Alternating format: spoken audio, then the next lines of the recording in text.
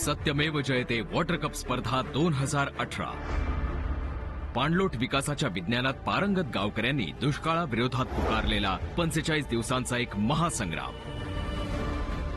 सर्वोत्तम काम करून आपल्या गावाला पाणीदार करण्याच्या आणि स्पर्धा जिंकण्याच्या दृढ निश्चयाने हजारो गावांनी शंखनाद आणि ढोल ताशांच्या गजरात या स्पर्धेची धडाकेबाज सुरुवात केली.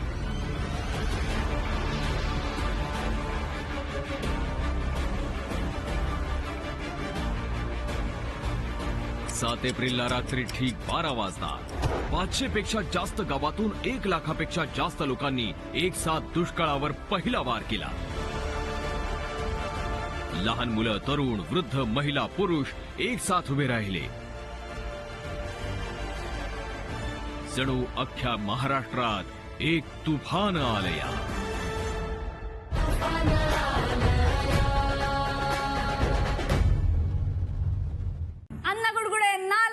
दुष्काळ डिस्काउंट डिस्काउंट डिस्काउंट आईला डिस्काउंट काय चाललंय? मला कोणीतरी चिमटा काढा. खरं तर मला भोसकाच काय चाललंय? ही बाई दोन्ही बाजूने बोलते. डबल ढोलकी. डबल ढोलकी म्हणजे एकीकडे शंका काढायची. मला कळत नाही की एवढी माणसं एकत्र कशी येतील. किरण, तुम्ही काय पैसे देता का? माणसं काम कशी एकत्र करतील वगैरे वगैरे. आणि दुसरीकडे आपली सकारात्मक घोषणा ही बाई देते.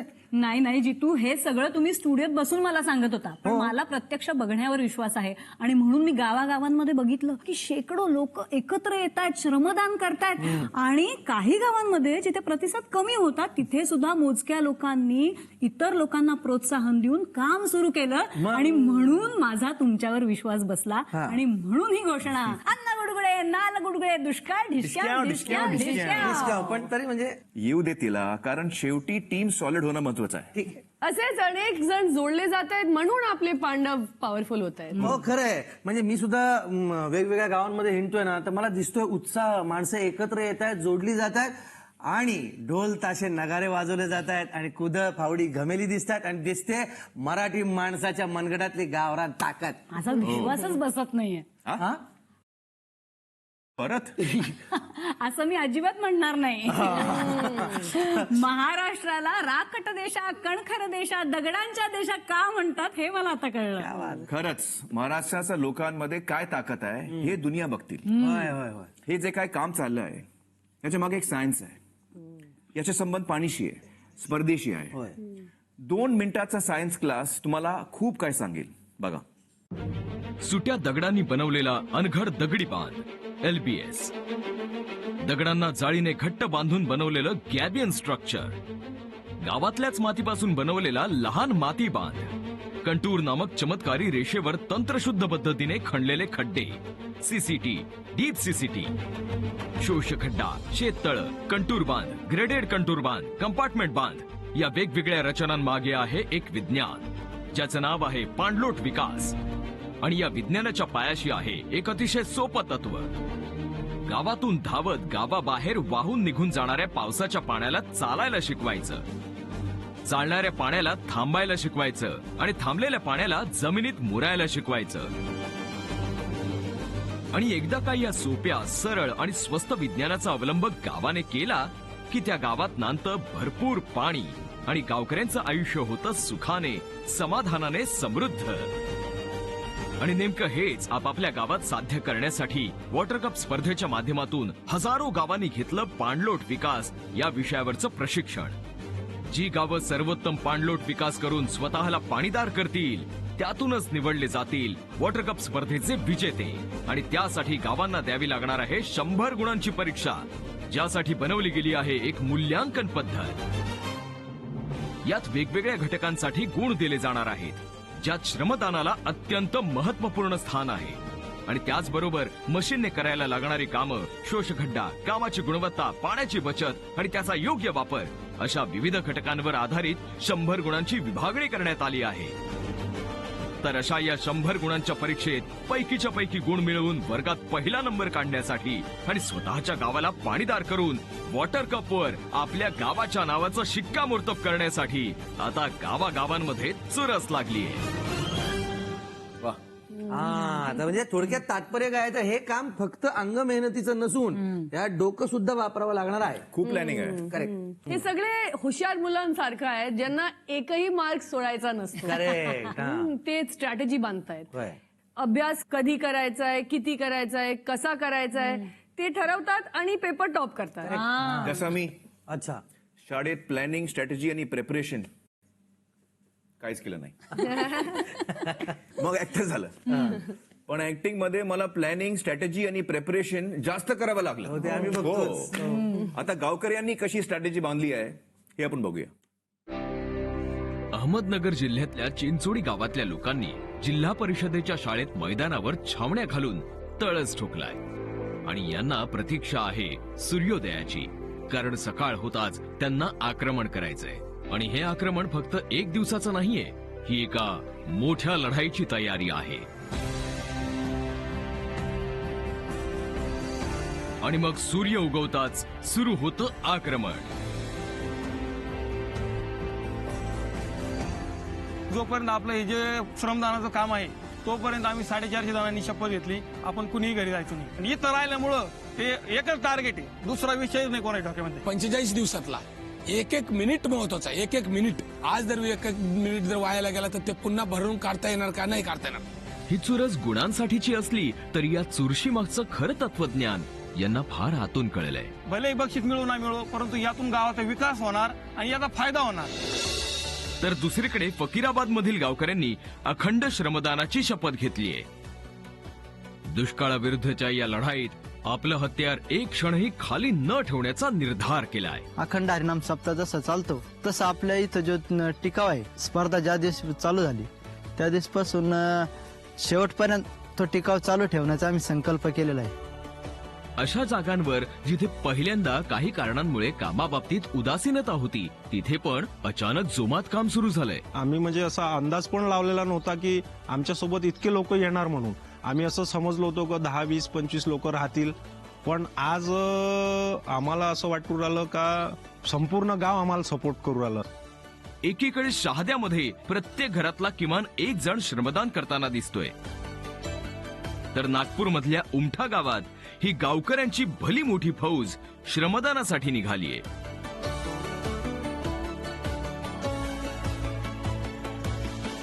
उस्मानाबाद मधल्या पिंपरी कळंबमध्ये एकीकडे गावकरी हायड्रोमार्कर बनवण्यात मग्न आहेत, तर दुसरीकडे बच्चे कंपनी आपल्या उन्हाळ्याच्या सुट्टीत चिमुरड्या हातांनी सीसीटीच्या ताली बनवताना दिसत आहेत. इंदापूरच्या थोरवाडीत सामूहिक श्रमदान चालू आहे. अशा जोशात आणि जल्लोषात ही गावं पटापट काम करून स्पर्धेतल्या गुणांची कमाई करतायत.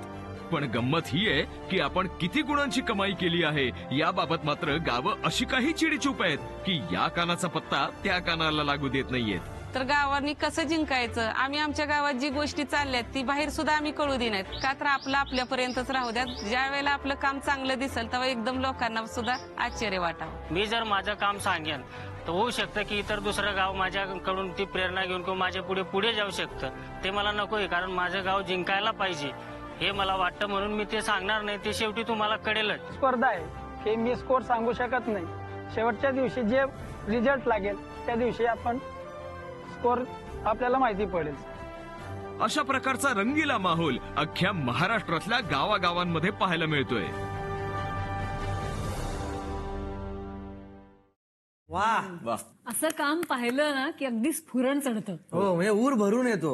आता ते गृहस्थ असं म्हणाले ना की अखंड हरिनाम सप्ताह जसा चालतो तर त्याच्या सारखंच आम्ही अखंड श्रमदान करण्याचं ठरवलंय. म्हणजे जितकं देवाला महत्व देतो आपण तितकंच त्यांनी सांगितलं श्रमदानाला महत्व. आणि त्या ताई काय म्हणाल्या, आम्ही लपवून ठेवले बरं का, आम्ही सांगणार नाही. पण अनेक गोष्टी लपवू शकतील ही माणसं, एक गोष्ट लपणार नाही, ती समोर येणारच, ती म्हणजे या माणसांचा संघर्ष. आता कुठलाच अडसर यांना थांबू शकत नाही. आपल्या मनगटाच्या ताकदीवर घामाच्या धारांनी न्हावून लोक दुष्काळाला टक्कर देत आहेत. मेहनत तर आहे, इरादाही पक्का आहेच, पण दुष्काळाला मागे टाकायला गरज आहे ते मशिनरीच्या वेगाचीही. मशीन्स परवडतील अशी आर्थिक परिस्थिती नसतानाही काही गावं जोमाने पेटून उठलीये. आसाई गावाने या समस्येवर एक मस्त शक्कल लढवली आहे. आमच्या गावातील बरेच लोक सर्व्हिससाठी किंवा नोकरीच्या शोधासाठी भोकरदनला स्थायिक झालेले आहेत. त्यांच्याकडे मी सांगितलं की आपण आपल्या भोकरदनमधली रद्दी गोळा करू आणि जेमतेम भोकरदनमध्ये 6 ते 7 हजार घरं आहे. तर मी एक ओझरचा विचार केला की आपल्याला 3,000 घरामधून 50 रुपयाची तरी रद्दी मिळत. एका घरातून 50 रुपयाची रद्दी गुणिले 3,000 तर आपल्याला 1.5 लाख रुपये या रद्दीतून मिळणार. महिला बचत गट संसाराच्या रहाट गाडग्यातून तुटपुंज पैसे जोडत जोडत रुपया करून बचत करणाऱ्या या महिला, त्यांनी आपलं सुकाळाचं स्वप्न पूर्ण करण्यासाठी मोठं पाऊल उचललं. माझ्या गावामध्ये एकूण 22 बचत गट आहेत. प्रत्येक गटामध्ये 10-10 महिला आहेत. तर आम्ही सगळ्यांनी असा निर्णय घेतला की आपला लोकवाटा जमा करायचा आहे. आमच्या बचत गटाचे एकूण 22 गटाचे 22,000 आणि आमच्या प्रशिक्षणाचे प्रत्येकी 4-4 हजार मिळून आमचे सगळे पैसे एकूण 70,000 झालेत. काही ठिकाणी तर या पाण्याच्या कामासाठी महिलांनी आपल्या अंगावरचे दागिने सुद्धा काढून दिले. माझ्याकडे एवढे महागडे दागिने असण्यापेक्षा माझं गाव जर पाणीदार होईल तर मला ते जास्त चांगलं वाटेल. लोक एकापेक्षा एक आश्चर्यकारक निर्णय घेत आहेत. आपल्या पूर्वजांच्या डोळ्यात आलेलं पाणी त्यांच्या वारसांच्या डोळ्यात येऊ नये म्हणून बनवडी गावात शरद यांनी आपल्या वडिलांच्या वर्ष श्राद्धाचे पैसे जलसंधारणाच्या कामाला दिले. आम्ही सर्वजण भाऊभाऊ त्या कार्यक्रमासाठी एकत्रित आलेलो असताना एक छोटासा निर्णय आम्ही घेतला की वडिलांचं वर्ष श्राद्ध जे होतं त्यामध्ये अनाठाई खर्च काहीतरी आपण घालवत असतो, तर त्यात काही रक्कम आपली वाचू शकत होती. ती रक्कम आणि आम्ही सगळेजण मिळून एकत्रित काही रक्कम जमा करून 1 लाख पाणी फाउंडेशनसाठी प्लॅनिंग केलं. त्या रकमेचा वापर हा गावात यंत्राद्वारे जे काम करायचं आहे त्यासाठी लागणाऱ्या इंधनासाठी तो पैसा वापरला जातो. सीमेवर दुश्मनाशी लढायला शस्त्र तर दुष्काळाशी लढायला जलसंधारणाचे शास्त्ररूपी अस्त्र. शत्रूला हरवायला हरेक पद्धतीने सज्ज असायलाच पाहिजे हे सैनिकाशिवाय चांगलं कुणाला समजणार. पारनेर गावात अशाच एका सैनिकाने कमाल करून दाखवली. त्यांनी आपलं सर्व्हिस फंड निसंकोचपणे या जलसंधारणाच्या कामाला समर्पित केला.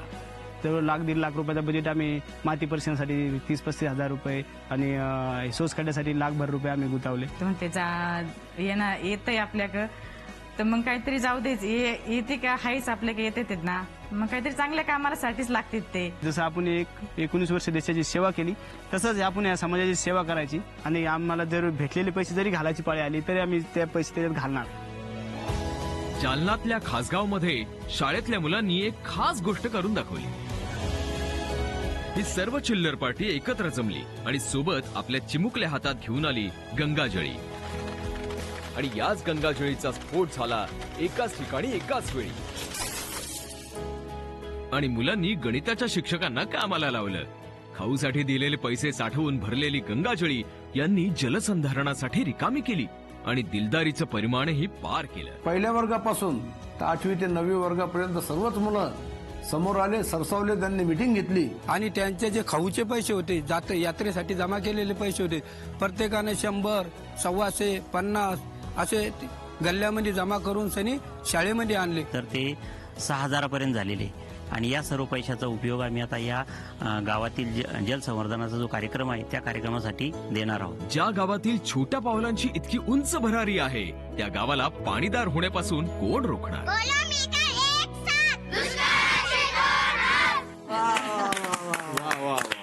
एक से एक कमाल लोक आहे. जबरदस्त. असा सगळ्या गावकऱ्यांना माझा सलाम आहे जे सच्च्या मार्गाने पैसा जमा करत आहेत.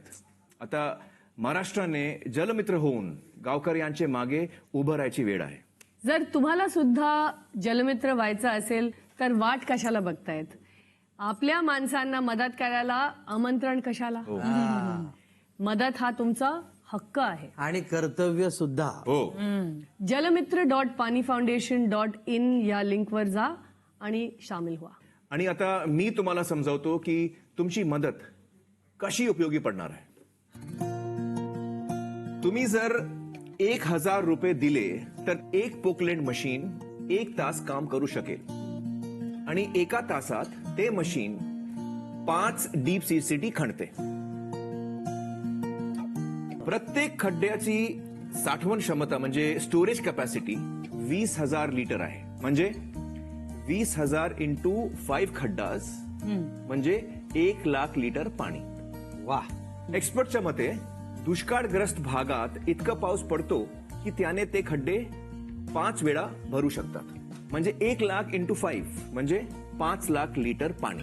या पाण्याला टँकरमध्ये मोजले तर किती होईल? 10,000 लिटर कॅपॅसिटीचे 50 टँकर. आणि जर प्रत्येक टँकरची किंमत 2,000 धरली तर ते पाणी 1,00,000 रुपयांचे असेल. म्हणजे तुमच्या 1,000ने लाख मोलाची गोष्ट होईल. या हिशोबाने त्या मुलांना आपली पिगी बँक फोडून 6,000 रुपये नाही दिले, तर मुलांनी गावाला 6,00,000 रुपयांचं पाणी दिलं. Absolutely, हो. तुम्ही दिलेले पैसे आणि तुम्ही केलेली मदत कोणत्या परिस्थितीमध्ये असलेल्या गावांसाठी वापरली जाणार आहे ते आपण बघूया. निमला गाव गेल्या काही वर्षांपासून एकामागोमाग एक अत्यंत क्लेशदायक घटना अनुभवत आहे. शेतकऱ्यांची आत्महत्या या गावासाठी आता नवीन गोष्ट राहिली नाही. अगदी गेल्या महिन्यात सुद्धा या गावाने एक आत्महत्या पाहिली. गावातले शेतकरी महादेव यांच्या पत्नीची. बँकेचं कर्ज आम्ही 3,00,000 रुपये घेतलं विहीर खांदण्यासाठी. विहीर खांदली, विहिरीला पाणी अजिबात लागलं नाही काहीच. त्याच्यामुळं ते पाणी नसल्यामुळं आम्ही बोर घेतला. बोरला 1,00,000 रुपये खर्च, त्यालाही पाणी लागलं नाही. बोर बंद पडल्याच्या नंतर मग ते ऊस वाळायला लागला. ऊस वाळायल्यामुळं मग आता कसं करायचं काय, असं कापूस बी निघाला नाही. बँकेचे लोक यायचे आमच्याकडे, तुमचा हप्ता आलाय भरा. आमच्यापाशी उत्पन्न झालं नाही तर हप्ता कोण भरायचा, विचार करून करून आत्महत्या केली. पण आता या गावाने या प्राणघातक दुष्काळापुढे गुडघे टेकण्याऐवजी त्याला टक्कर देण्याचा निश्चय केलाय. आम्ही कान्होबाची शपथ घेतली. कान्होबाची शपथ घेऊन आम्हाला श्रमदान हे करायचंय म्हणून, हे आत्मा हा त्या थांबाव कुठेतरी म्हणून आम्ही ह्याच्याकडे घुसला. आणि गाव स्वतःची समस्या सोडवण्यासाठी सर्व दुःख विसरून पुन्हा उभं राहिलं. स्पर्धा सुरू झाल्यानंतर काही दिवसानंतर ज्यावेळी मी इथं आलो त्यावेळी लक्षात आलं की यांना टिकाव फावडे खोरे पण नाही आहेत. तरी हे पोरं काम करतायत, रात्र काम करतायत. पैशाअभावी गावात मशीन आणणे त्यांना शक्य नाही, पण त्यांना जे शक्य आहे ते करण्यात त्यांनी काही कसर सोडली नाही. आपल्या मशीनचं काम करणं फार अवघड आहे आणि मशीन आली तरी त्याच्यामध्ये डिझेल टाकण्यासाठी यांच्याकडे कुठं पैसा आहे. आर्थिक परिस्थिती हालाकीची आहे, पण घाम गाळण्याची श्रीमंती उदंड आहे. गावात 1,500 घनमीटर काम झालेलं आहे, पण इथून पुढं आम्ही एकही दिवस असा नाही की आम्ही बंद काम पडू देणार नाहीत. आम्ही पूर्ण काम करून आम्ही ते गाव पाणीदारच करणार आहेत. हालाकीची परिस्थिती असूनही या पाण्याच्या कामाने गाव इतकं प्रेरित झालंय की वर्षानुवर्ष ज्या दुर्दैवाच्या फेऱ्यात गाव अडकलेलं तो फेरा आता कायमचा तोडण्याचा त्यांनी निश्चय केलाय. मला नाही वाटत आता ह्याच्या पुढच्या काळामध्ये निमल्यामधल्या एखाद्या छोट्या पोराला, छोट्या पोरीला आई विना राहावं लागेल, बापा विना राहावं लागेल. कुठल्या महिलेचं कुंकू पुसलं जाणार नाही आणि कुठलाही माणूस आणि कुठली स्त्री ह्या पुढं आत्महत्या आपली जीव देत नाही. पाणीदार करण्याचा प्रयत्न करू आणि गावातल्या आत्महत्या पूर्ण थांबवू. मित्रांनो, घाम गाळण्याची श्रीमंती असलेल्या या गावाचं काम थांबता कामा नये. म्हणजे अशी ऑफर आपल्याला परत कधीच मिळणार नाही. कारण आपण ज्याप्रमाणे अनेक पॉलिसीज घेतो, आपल्या पश्चात आपल्या परिवारासाठी काहीतरी ठेवावं अशी प्रत्येकाची इच्छा असते. आपला परिवार आपण आणखी मोठा करूया आणि या आपल्या परिवारातल्या लोकांसाठी म्हणून भरभरून मदत करूया. कारण अशी ऑफर परत या महाराष्ट्राला आणि आपल्याला कधीच मिळणार नाही. आणि हो आमिर, तुमच्यासाठी पण एक जबरदस्त ऑफर आहे. माझ्यासाठी ऑफर? सुसाट ऑफर. काय ऑफर आहे? बघा. हा, दाखव. 20% सूट, 50% सूट. आता विसरा, आता माहोल बनतोय फ्रीचा. फुकट फुकट फुकट. श्रमदान करणाऱ्यांसाठी दाढी आणि केसांचं कटिंग फुकट.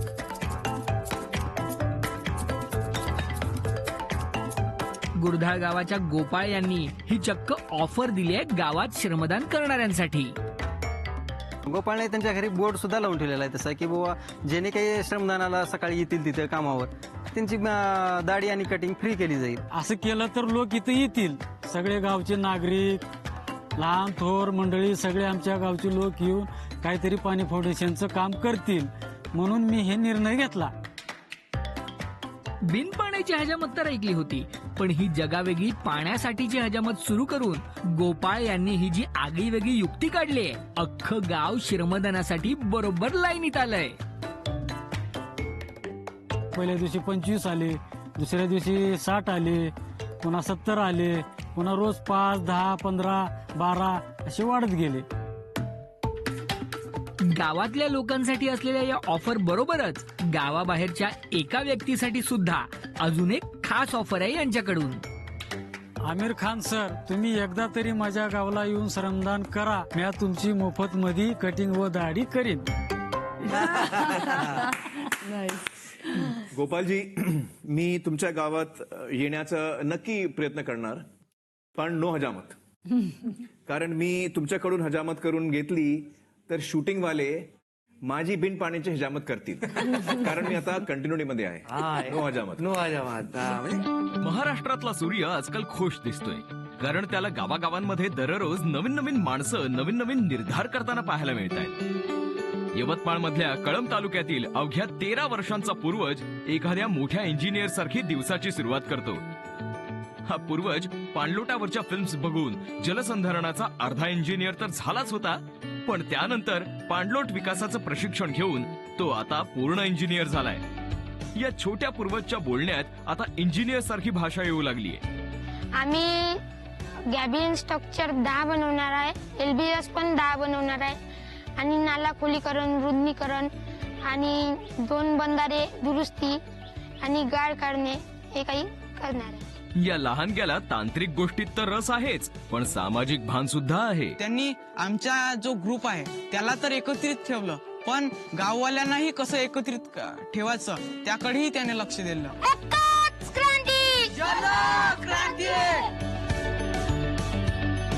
इथून 668 किलोमीटर दूर रुईमध्ये जेव्हा सूर्यनारायण उगवतो त्याला दिसतात विद्या घाडगे. विद्या आपलं काम सोडून आपल्या गावी परत आल्या आहेत. आपल्या गावातलं जलसंधारणाचं काम चांगलं व्हावं म्हणून त्यांनी आपल्या हातानं हायड्रोमार्कर बनवलाय. हा आम्ही अगदी घरच्या घरी कमी पैशात बनवलाय. बाजारात ह्याची 3 ते 3.5 हजार किंमत आहे. बाहेर जर घ्यायचं म्हटलं तर एवढे पैसे पण त्यावेळेस आमच्या जवळ नव्हते. 930 रुपयामध्ये आमचा हा हायड्रोमार्कर तयार झालेला आहे. आणि आता गावकरी त्या हायड्रोमार्करचा वापर करून हे काम पटापट करतायत. अशा अनेक उत्साहवर्धक घटनांचा साक्षीदार होऊन हा सूर्य अस्ताला जातो. तो दुसऱ्या दिवशी भारतीय सैनिकांच्या शौर्याचा साक्षीदार होऊन नव्याने उदयाला येण्यासाठी सीमेवर देशाच्या शत्रूसोबत अहोरात्र प्राणपणाने लढणारे हे जवान आपल्या गावी परतले आणि दुष्काळरूपी शत्रूच्या विरोधातल्या या युद्धाची कमान त्यांनी स्वतःच्या हातात घेतलीय. सीमेप्रमाणे गावात सुद्धा वीररस दाखवत ते कधी 16 तासात शेततळ खोदतात तर कधी 2 तासात डीप सीसीटीची मोहीम फत्ते करतात. जय हिंद, नमस्कार. मी सुभेदार मुलानी रफिक. आता सध्या 28 दिवस सुट्टी घेऊन या पाणी फाउंडेशन मध्ये रुईच्या जवानांच्या बरोबर आणि लोकांच्या बरोबर सामील होण्यासाठी इथं आलेलो आहे. जसे आम्ही सैन्यामध्ये दुश्मनाला बाहेर काढतो तसंच आम्ही दुष्काळाला खदेडून रुई गावातून बाहेर काढणार आहोत. मग हा सूर्य जेव्हा धानोरेला पोहोचतो तेव्हा तो पाहतो दुष्काळाशी 2 हात करायला सुसज्ज झालेल्या सावित्रीच्या लेकी. उंबरठ्याच्या बाहेर पडून आपल्या गावाला पाणीदार करण्याच्या या अभियानासाठी त्यांनी झुकून दिलेलं असतं. आम्ही 2 वर्षाखाली जी परिस्थिती अनुभवली होती ना, ती परिस्थिती जेणेकरून आमच्या पुढच्या पिढीने बघू नये त्यासाठी आम्ही ठरवलं होतं की आपण श्रमदान करायचं जाऊन. महिलांना एकत्र करण्यासाठी आम्ही कॉर्नर बैठका घेतल्या. मग आम्ही असं त्यांना व्हिडिओ दाखवले दुसऱ्या गावामध्ये किती महिलांचा सहभाग असतो. म्हणजे महिलांचा जास्त सहभाग असला तर आपलं काम आणखीन जास्त म्हणजे होईल. इकडे वैजापूर तालुक्यात जेव्हा हा भास्कर येतो तेव्हा पाहतो की रपारप सार्थक कडून प्रोत्साहन घेऊन लोक रपारप कामं करायला लागली. आपल्या प्रखर किरणांनी त्यांना तापवून हा सूर्य त्यांची परीक्षा सुद्धा घेतो. पण तहान भूक हरपून रपारप कामात दंग झालेल्या गावकऱ्यांपुढे सूर्याचं तळपणं सुद्धा नतमस्तकच होतं. अखेरीस हा सूर्यनारायण आपल्या किरणांना समेटून या सर्व घटनांचा आनंद अनुभवत अस्ताला जातो, उद्याच्या रपारप कामांची उत्सुकता घेऊन.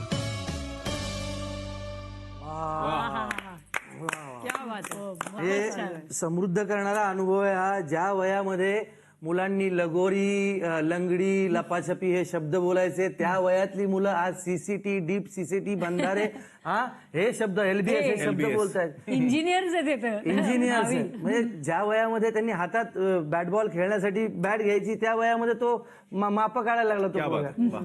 आणि एकीकडे शत्रूच्या डोळ्यातनं पाणी काढणारे आपले सैनिक, ते पाणी अडवायला दुष्काळाच्या डोळ्यातनं पाणी काढायला उभे आहेत. म्हणजे ह्या ज्या मुली बघितल्या, हे त्या मुली बघून एक गोष्ट अशी मनात येते की आपल्याकडे मुलींना तो दर्जा आणि ती गोष्ट जर मिळाली तर मुली म्हणजे एकीकडे फक्त पोळपाट लाटणं हातात घेऊन घरात रांधावाडा उष्टी काळासाठी पोरी जन्माला नाही आल्या. त्या ताईंनी ज्याप्रमाणे तो हायड्रोमार्कर बनवला, हा फक्त हायड्रोमार्कर नाही, त्यांनी घडवला, समाज घडवण्याची ताकद त्या बायकांमध्ये. पण एक गंमत आहे, हा तळपणारा सूर्य, ऊन आहे, प्रखर ऊन, लोक काम करतायत, डोक्यावर टोपी असो नसो काम करतायत. जितू, तुला कधी कोणी टोपी घातली? जखमेवर मीठ चोळू नकोस, अनेक निर्मात्यांची नावं बाहेर पडतील. पण जितू, टोपी घालायला सुद्धा स्किल लागतं. हो, हे एक कला आहे. हो, जसा तू मला घालतो. पण मी पण कलाकार आहे ना. नाही, आपण हे लोकांसमोर नको, नाही का? नाही, लोक एकमेकांना टोपी घालतात, पण इथे एक माणूस आहे जो स्वतःलाच टोपी घालतोय. स्वतःला टोपी घालतो? कोण आहे असा माणूस? बघा. शिंदखेड्याचे तहसीलदार या दिवसात घरी, कामाच्या ठिकाणी, दौऱ्यांवर, जिल्हाधिकाऱ्यांच्या कार्यालयात, अगदी रात्रीच्या वेळी सुद्धा, म्हणजे अगदी कुठेही असोत, एक गोष्ट सतत आपल्यासोबत घेऊन असतात, आणि ती म्हणजे त्यांच्या डोक्यावरची टोपी. अगदी झोपताना सुद्धा ही टोपी त्यांच्या डोक्यावरच असते आणि ती उतरते फक्त आंघोळीच्या वेळी, आणि झटपट तयार होऊन ती पुन्हा तहसीलदार साहेबांच्या डोक्यावर चढते सुद्धा. मला ही टोपी माझ्या कर्तव्याची सतत जाणीव देत राहते. या वेडेपणाची कहाणी सुरुवात होते ती जलसंधारणाच्या प्रशिक्षणापासून. प्रशिक्षणादरम्यान प्रत्येक प्रशिक्षणार्थीला मिळणारी ही टोपी जेव्हा सुदाम महाजन यांच्या डोक्यावर बसली, तेव्हा या टोपीचं आणि त्यांचं निर्धाराचं एक अतूट नातं तयार झालं, दुष्काळ रूपी आग विझवण्याचं. काही न करण्यापेक्षा काहीतरी केलेलं बरं. एक एक थेंब का असेना पाण्यात आपण टाकूया आणि ही लागलेली आग आपण विझवूया. या टोपीसोबत सुदाम सर दुष्काळाविरुद्धच्या लढाईत एका सैनिकाप्रमाणे सुसज्ज तर झालेच आहेत, पण त्यांनी स्वतःची सेना सुद्धा उभी करायला सुरुवात केली आहे. माझ्या तलाठ्यांची एक मिटिंग घेतली, त्यांनाही भावनिक आवाहन केलं आणि त्यांना सांगितलं की तुमच्या साहेबाला खुश बघायचंय ना, तर माझ्यासाठी तरी तुम्ही ट्रेनिंग घ्या. म्हणजे कंपल्शन करून टाकलं की जावंच लागेल बुवा असं. तरी आमची मनोमनी काही इच्छा नव्हती, पण आमचे मित्र पण आहेत बडगुजर तलाठी म्हणून, ते ऑलरेडी लांबकणी येते ट्रेनिंग घेऊन आलेले होते, तर त्यांनी मला भरपूर फोर्स केला. मग आम्ही असे जवळजवळ 22 लोक निघलो ट्रेनिंगला. तहसीलदार साहेबांनी ज्या लोकांना जबरदस्तीने प्रशिक्षणाला पाठवलेलं, ते सगळे प्रशिक्षणाने प्रेरित होऊन परतलेत. एकदा शिवार फेरीचे वारं कानात घुसलं की तो माणूस पाणीमय व्हायला सुरुवात होते. शेवटच्या दिवशी तलाठ्यांना घ्यायला मी जेव्हा गेलो तेव्हा ते तिथून निघायला तयार नव्हते. शासकीय यंत्रणेची ही नवीन सेना दुष्काळाविरुद्ध पुकारलेल्या या लढ्याला आपल्या सरसेनापतीच्या नेतृत्वाखाली दिवस रात्र तोंड देते, आणि यासोबतच त्यांनी एक शपथ सुद्धा घेतली आहे. ही टोपी माझ्या डोक्यावर फिट्ट बसलेली, मी माझ्या ध्येयापासून विचलित होऊ नये म्हणून मी टोपी पाणी फाउंडेशनच्या स्पर्धा संपेपर्यंत डोक्यात ठेवणार आहे. तू ही टोपी नाही, हा मुकुट आहे, मुकुट. आणि या राजाला आपण सगळ्यांनी सलाम केलं पाहिजे. सलाम, मनापासून सलाम. तर बरं का, आपल्या दुष्काळाशी युद्ध करण्यासाठी मोठे सैनिक तर सज्ज आहेत, पण छोटे सैनिक सुद्धा तयार होत आहेत. हो, त्यातल्या एकाला आमिर आणि किरण भेटूनही आले. त्या तुफानाला मी कधी विसरणार नाही.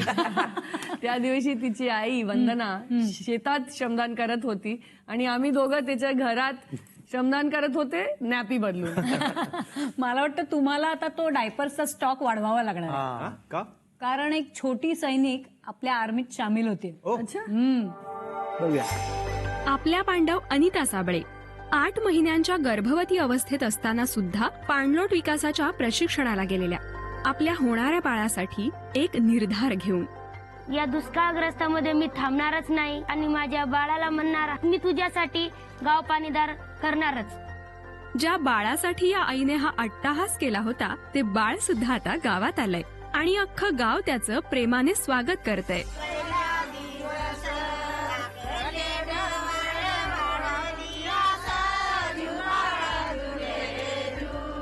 बाळंतपणाच्या ब्रेक नंतर आता अनिता सुद्धा गावकऱ्यांसोबत श्रमदानासाठी सुसज्ज होत आहेत. मला मुलगी झाली आणि मला श्रमदान करता आलं नाही. काही कालांतराने मी श्रमदान करत आणि माझे गाव पाणीदार बनवलं. अनिताताईंनी गोड बाळाला जन्म दिलाय आणि त्यांची दुर्दम्य इच्छाशक्ती त्यांच्या बाळासाठी लवकरच त्यांच्या गावात पाण्याला सुद्धा जन्म देईल.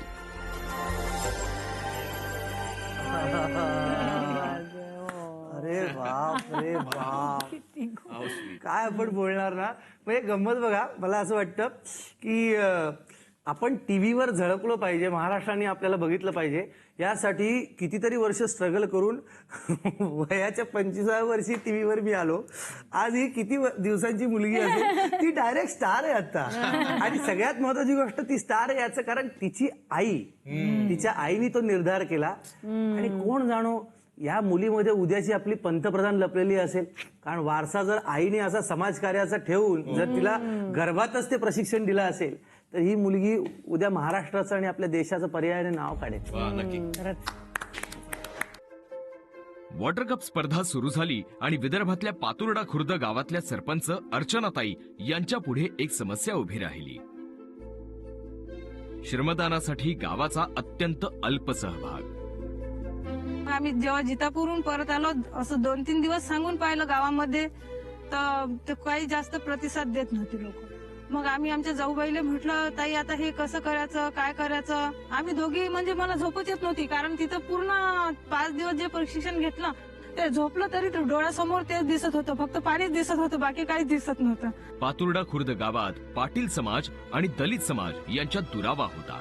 ही सामाजिक दुफळी इतकी भयंकर होती की दुष्काळासारखा अत्यंत जीवघेणा प्रश्न सुद्धा या दुभंगलेल्या समाजाला एकत्र आणू शकला नाही. पण या परिस्थितीतून बाहेर पडण्यासाठी एकत्र येण्याशिवाय दुसरा कुठलाच पर्याय नव्हता. पण काही वर्षांपूर्वी गावात अशी काही घटना घडली होती ज्यामुळे मनामनात दरी निर्माण झाली होती. पाटील समाजाचे आमचे जे मुलं आहेत हे त्या बौद्ध वाड्यामध्ये जाऊन एकाला त्यांनी धक्काबुक्की करून म्हणजे खूप म्हणजे असं मारल्यासारखं केलं होतं. त्याच्यातून ते लोक खूप नाराज झाले. त्यावेळेस ही अशी घटना घडली की त्यामध्ये दलित आणि सवर्ण यांच्यामध्ये वाद झाले होते. एक न्यूनगंडाची भावना एक निर्माण झाली होती. अशातच अर्चनाताईंनी गावात कधीच झालं नव्हतं ते केलं. त्यांनी एक असं पाऊल उचललं ज्यामुळे मैत्रीचे हात एकमेकांकडे सरसावले. आमच्या गावात म्हणजे पाटील लोक आहेत, ही जास्त बुद्ध लोकांच्या इथं जात नाही. समजा त्यांच्यासोबत असं म्हणजे जास्त मिळमिसळपणा करत नव्हते. आणि मग या पाणी फाउंडेशनच्या याच्यातून आम्ही म्हटलं नाही, ते काही असं झालं गेलं ते विसरून जाऊन आपण समजा नाही, आपल्याला याच्यामध्ये हे करायचंच आहे, जल क्रांती आपल्या गावात घडवायचीच आहे. म्हणून मग जास्त करून आम्ही त्या दलित वस्तीत गेलो आणि तिथे जाऊन त्यांचे हातपाय धुतले, त्यांना विनंती केली. जे वयोवृद्ध महिला आहेत त्यांचे पाय वगैरे धुवून त्याचं दर्शन घेऊन सरपंचबाईनं ऍक्च्युली दर्शन घेतलं. ज्यावेळेस ते असं दर्शनात गेलं त्यावेळेस वातावरण असं होतं की त्या महिला ऍक्च्युली भावूक झाल्या होत्या. आणि ते पाहून म्हणजे त्यांच्या डोळ्यात तर पाणी येत होतं, आमच्या डोळ्यात येत होतं की बा असं काय, असं नाही आहे, ऍक्च्युली तुम्ही फक्त सहकार्य करा. तेव्हापासून त्यांनी एक मनाला लावून घेतलं आणि सर्वजण इथं कामावरती असतात. आम्हाला वाटलं की आता काय करायचं आहे, तर माई म्हणे पाण्याची आपल्याला जरुरीच आहे. म्हटलं हो जरुरीच आहे आपल्याला पाण्याची. आपण तुम्ही जठी माणसांसाठी मी यायला तयार आहोत, आपण एकत्र होऊ. बाई म्हणत म्हटलं आपण एकत्रच होऊ. जातीच्या भिंती तुटल्या, भिंतींच्या जाती पुसल्या गेल्या आणि चमत्कार व्हावा तसं पूर्वी उदासीन असलेल्या गावात लोक एकत्र येऊ लागली. आता मला असं वाटतं की जसं हे पाणी सगळं एक मिळून एका याच्यात जमा होते, तसं आता हे आमच्या गावातही एक वातावरण होईल की बा हे जसं पाण्यासारखं एकमेकाला जसं चिपक हे साथ दिली. या वेळच्या आंबेडकर जयंतीला गावकऱ्यांनी एकत्र येऊन पाण्यासाठी जल्लोष केला.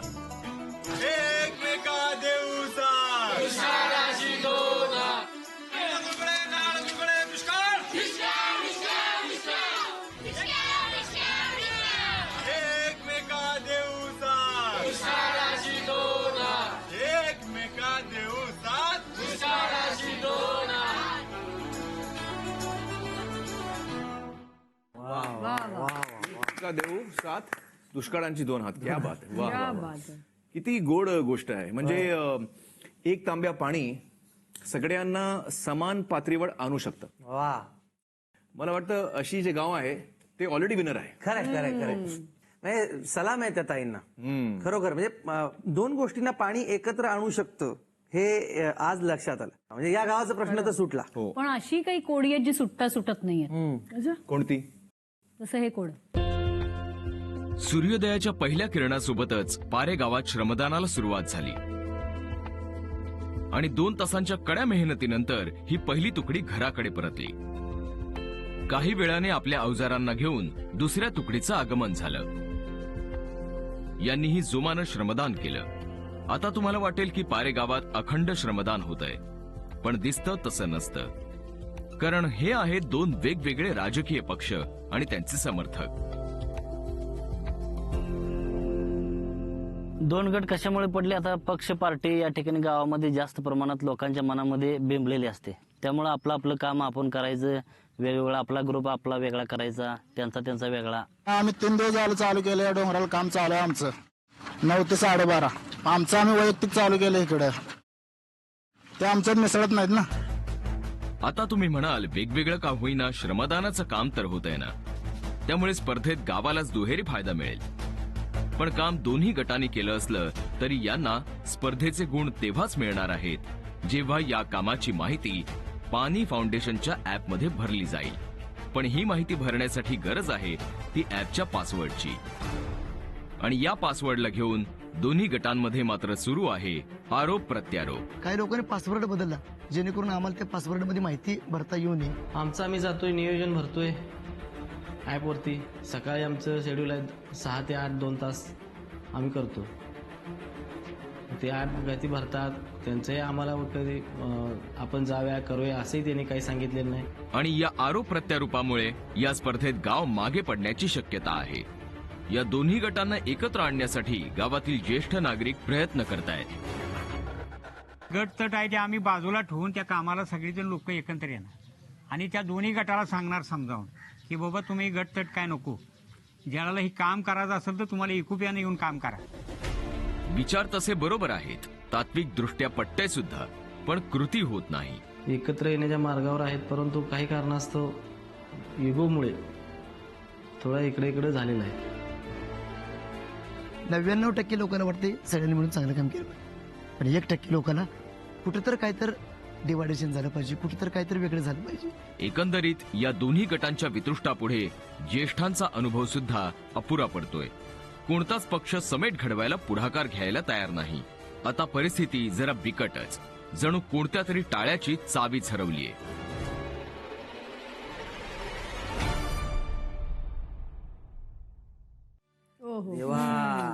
हा भाऊबंदकीचा आणि गटातटाचा शाप महाराष्ट्रात कधी दूर होणार माहित नाही.